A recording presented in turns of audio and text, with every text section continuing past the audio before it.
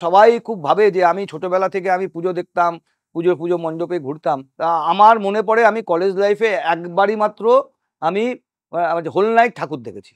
আমি আর জীবনে কোনোদিন হোল নাইট ঠাকুর দেখিনি। পরে যখন আনন্দবাজারে আগে তো পুজোর সময় ৪ দিন ছুটি থাকতো, এখনো যেমন থাকে। তো আগে ১৯৯৪ সাল ঠিক হয় যে এরা কেউ আর পুজোর সময় কাগজগুলো মাত্র ৩ দিন মানে খোলা থাকবে, ১ দিন মাত্র বন্ধ, দশমীর দিন। তো তখন আমাকে কাগজ থেকে বলল যে, "যাও এই দুর্গাপুজো নিয়ে আগে থেকে প্রায় আগস্ট মাসে যে এখনো সময় আছে এবার থেকে নেমে পড়ো। যে পুজোর সময় কি করে তুমি এই আনন্দবাজার লোকে পড়বে আরকি পুজোর সময়, খোলা থাকবে। তুমি কি খাবার দেবে আরকি। সে খাবারের সন্ধানে তুমি এখনই চেষ্টা করো।" একটা না আমি দেখেছি যদি আনকোড়া হয়ে যায়, মানে কিছু না জানে তাকে যদি একটা জায়গায় ফেলে দেওয়া যায়, তার কি হয় সেটা সেই খাবারটা জোগাড় করার জন্য একটা মানে অদম্য একটা মানে আগ্রহ থাকে আরকি। একটা যদি ইন্টারেস্ট তৈরি না হয়, তোমাকে আগে আর আমার একটা ছিল যে আমি এ এ মানে একদম গোড়া থেকে শুরু করে শেষটা দেখে ছাড়তে চাই। এবং সেই সময়টা কলকাতাতে ওই থিম বেসড পুজো একটাই হতো। সেটা হচ্ছে এখন পুজোটা খুব কমে গেছে। এই পদ্মপুকুর এই ভবানীপুরে পদ্মপুকুর যে আম আ লেকটা আছে, তার আগে আর ওই যদুবাবুর মাঝখানে একটা ভবানীপুর দুর্গোৎসব কমিটি বলে একটা পুজো করত। সেইখানে কিন্তু এরা ওই পাটের ঠাকুর, একবার এসি মানে এসি মণ্ডপ করলো।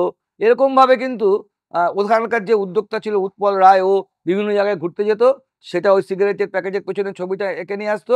সেইটাকে একটা স্থানীয় শিল্পী দিয়ে কিন্তু করতো। এবং আমাদের আমাদের এই যে কুইলা, ওর গৌরাঙ্গ কুইলা, ওর কিন্তু ১ম এ এখান থেকে কিন্তু কলকাতায় আসা আরকি। তখন ও থিম ফিম বানায়, ওখানে একটা পাটের ঠাকুর করেছিল ভালো। মোটামুটি আমি এইগুলো হচ্ছে একটা করে পুজো কমিটি ধরতাম। কিছু করে একজন শিল্পীকে ধরতাম। কিছু পুজোকে আমি বাছতাম যে ছোট পুজো কি করে হবে।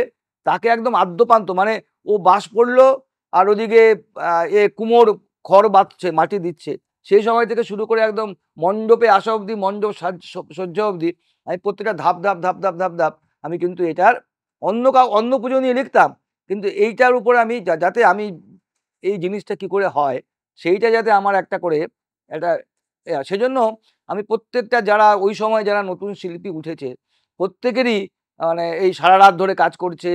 আমি দেখেছি ভবতোষ সুতার গালার মণ্ডপ করেছে। সে পুরুলিয়ার একজন আর্টিস্ট এসে গালার করছে। সে গালা গলে হাতে পড়ছে, ফোস্কা পড়ে যাচ্ছে। হ্যাঁ? সারারাত ধরে কাজ করছে। একটা ছোট্ট একটা ঘরে, ওখানে বাতাস থাকা যাবে না। তাহলে ওই যে কুপি ওটা নিভে যাবে, গ্যাসটা নিভে যাবে। তার ফলে সেরকম দেখেছি। তার ফলে কি হয়, এই যে পুজোর সঙ্গে যে একটা ভালো লাগা মানে মিশে যাওয়া, সেইটা মোটামুটি কি একটা আমার একটা হয়ে গেল আরকি।